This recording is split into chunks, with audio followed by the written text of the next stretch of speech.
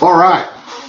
So we want to talk a little bit about long COVID. This is probably another one of those things that's going to get knocked off most of the internet. So it'll be on X. So if you guys want to find the controversial stuff, the stuff that's probably going to get pushed off everything else, make sure you follow me on X or Twitter. Dr. Chalmers one. The thing with long COVID is that it's basically just a continual form of COVID. Remember, COVID is not a respiratory issue, it's a vascular issue. So it ends up activating what's called an ACE2 receptor site, which causes the blood vessels to squeeze down, decreasing the amount of blood they can carry, thus oxygen they can carry to the cell and waste they can carry away from it. Your lymph will pick up some of that waste, but you're going to have issues with nutrient delivery as well. We see this specifically in the RAS system, but it's in other places. The RAS system is the renin-angiotensin-aldosterone system. So you're looking at heart, brain, lung, kidney. You're going to have some adrenal issue in there as well. So that's the problem. So what we end up seeing is people have low energy. They have confusion. They end up having higher issues of fatigue and joint pain, and they just don't have the energy to work out. When they work out, they get lightheaded, they get dizzy, their heart starts beating real fast, things like that. So your body's just trying to compensate in any way it can to get that oxygen to the tissue. So that's where we're really seeing it. Hyperbaric works great for these guys, but what we've been using is nattokinase to increase blood flow, NAC, N-acetylcysteine. That increases what's called interstitial glutathione, which is a very powerful way of the cells detoxing. It's an antioxidant. As far as detoxification and cleaning, glutathione is a big player. So you really want to get that up. The big player that we're using is quinine still. So we're using a colloidal quinine that helps knock the spike protein off the ACE2 receptor site. There's lots of research on that. Just Google COVID-19 quinine sulfate ACE2, that's ACEII, and that should bring up some of the research on it. That's really the biggest player. Once you get everything kind of moving, that helps it out. Now, I will always go back through and make sure that their testosterone levels are where they're supposed to be so that their body can actually heal. I like to move a lot of these guys into a ketotic state, fat oxidizing state, into ketosis. That helps with any diabetic issues they have. Ketosis obviously fixes diabetes instantly. And then it'll help produce more ATP. ATP is actually the energy unit your body uses. We don't use calories. We use ATP. We all learned this in high school.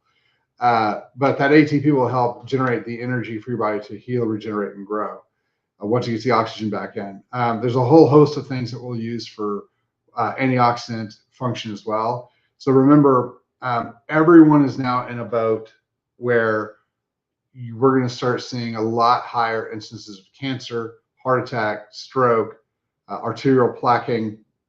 We're going to see a lot more neurodegenerative diseases like MS, dementia, Alzheimer's, memory and cognition issues, lots and lots of energy issues. So, and this is all to be expected when you look at what we're looking at with hypoxia.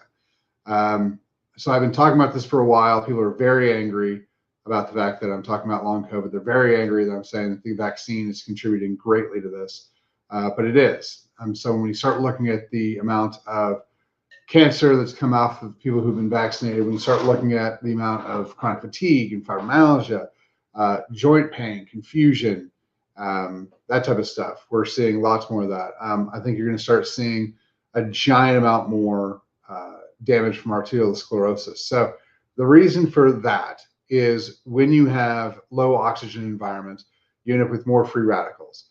Free radicals or reactive oxidative stress is actually what causes LDL cholesterol to become oxidized. LDL cholesterol in and of itself is not bad for you. It's actually the primary fuel source for your heart. So LDL cholesterol and VLDL cholesterol is very, very, very good for your heart. You want the LDL levels up. You want that. You want to be able to feed your heart, especially when you're in a hypoxic state, because you need as much ATP as possible for your heart and for your brain. So ketosis is going to be the best option for a lot of people, not for everybody, but for a lot of people. And so walking into that properly is important. But getting that quinine in daily is going to be really important. The spike proteins don't really break down. Remember, it's not a virus, it's a bioweapon. It was made in a lab specifically to do what it's doing right now. The gain of function research that Fauci and this country paid for specifically to make it this dangerous and this deadly was the whole point and the whole purpose of what they were doing, which is in the research. Rand Paul kind of showed a lot of that stuff out. So that's going to be one of the big pieces. This is here for a while. It's going to be around a long time. When we start looking at the damage it's causing from hypoxia, we're going to see issues with increased inflammatory problems. So we're going to have to lean a little harder on the liver and on the kidneys. Kidneys are a big player for blood pressure. Allicin, or bear garlic, is actually just garlic. It's not BA, not like the Rao, Grug, claws and fangs bear, like just cleaned up BARE garlic. So allicin's the one we're using for a lot of the biofilm breaking and that type of thing. That has big impacts on blood pressure as well. The reason why blood pressure is going to be a bigger player is because as the blood vessels, the pipes that carry the blood, squeeze down, we're going to have increased blood pressure issues, and that's going to rip off plaque off the arteries. That's going to cause strokes. It's going to cause all sorts of other damage issues, and that will increase plaquing issues. So that's kind of where it all goes. If you guys are looking for really good antioxidants, it depends on. So here's the other problem. Like when you have your free radicals, the chemicals that are actually damaging you, you can't just take an antioxidant and think that any antioxidant knocks out all free radicals. That's not how it works. So it depends upon the system you're running, whether you're running a glucose-fed system or whether you're running a fat oxidizing state. This really kind of depends on which antioxidant group you need to pull from. So just work with a metabolic specialist, someone who actually knows what's going on. There's more and more of us out there. A lot of the functional medicine docs are getting there. So that's gonna be a big player for a lot of guys. But the biggest issue that we got to make sure that we're working on is cleaning up the actual system, the actual the constriction of blood vessels. So again, testosterone is going to be a big player for you, so that you can heal, regenerate, repair. I like using growth hormone as well, specifically from peptides. I don't like using exogenous growth hormone. I like to have you make your own because it's still ruled by somatostatin, so you can't really take too much. That's a big peptide play. So if you guys are into peptides, that's a great one. Samorelin is fantastic for this. Ipamorelin is great. Tesamorelin works. Just make sure that you guys are regulating that when you're taking it, how you're taking it. Again, work with metabolic specialists, and the way we get that where it needs to be. But the other thing we got to do is clean up the gut. So we see lots and lots of parasitic issues from obviously stress-related problems. So as you get stressed out, you don't produce hydrochloric acid, you lose the hydrochloric acid function, and then you get infected with parasites. So we're going to clean the parasites out, break the biofilms down, reset the gut, clean the yeast out, restore the probiotic function so our bodies can, generate all that stuff, increase the methylated B vitamins. So basically just bring your body back to the way it was designed to function. Those are kind of how a lot of this goes. But again, the quinine piece is the big one. I have not found, I've tested probably 24 different quinine pills that we brought in from online. None of them worked.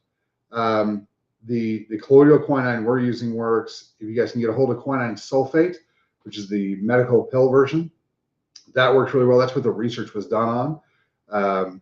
And so it works really, really well. If all you can get is hydroxychloroquine, HCQ, I mean, it's better than nothing. But even in the research, it only shows 50% effectiveness. So you want to get a little bit straight to the quinine to really kind of help this. But then bring up your methylated B vitamins, and the NAC is gonna be a big player. NMN will help if you guys have NMN. Obviously, dosage path plays, the amount you're taking plays a role. But the big ones can be, the big three that we use. We clean up everything else, but the big three we use are the NAC, the N-acetylcysteine, nattokinase, and the quinine. So it depends on the person and how much we're taking. So that's kind of how that goes. You're not going to hurt yourself with NAC or with nattokinase or things like that. Don't take absurd amounts, but the ones that we have on the Pillars of Wellness website, I take 6 of the nattokinase a day, 2-3 times a day. I take 2-3 times a day of the NAC, and then I'll take just the quinine's not on there. You have to get that from the office, but I'll take about a third of a shot glass twice a day. It has a 19-hour half-life, so make sure that you're where you need to be on that one. Quinine got a bad name because they started saying that it causes heart issues and causes blood clots and things like that. It doesn't cause those issues. What actually ends up happening is they gave that to a large population of people who had vasospasms. So the muscles and the blood vessels got really tight and it caused pain. And so they gave them quinine, and it really helps that vasospasm. And that vasospasm, since they're naturally producing those vasospasms, they're naturally going to produce more issues with clots. A lot of these guys were diabetic, and the medical industry wouldn't fix their diabetes because it's more profitable to treat it than it is to fix it. And so they had diabetic issues coupled with vasospasm issues, and that's what caused the clots, not the quinine. The quinine was actually helping quite a bit. So if you've got that type of stuff, looking at the quinine, looking at that type of stuff, again, don't just take stuff willy-nilly. Work with somebody who knows what they're doing. But those are the chief long-acting issues for long COVID. So if you guys have that, obviously hyperbaric's going to be a good player as well. But check those out. You can grab them from the Pillars of Wellness website on the store. If you guys have any other questions, hit us up, questions@chalmerswellness.com, and we'll be able to help you out.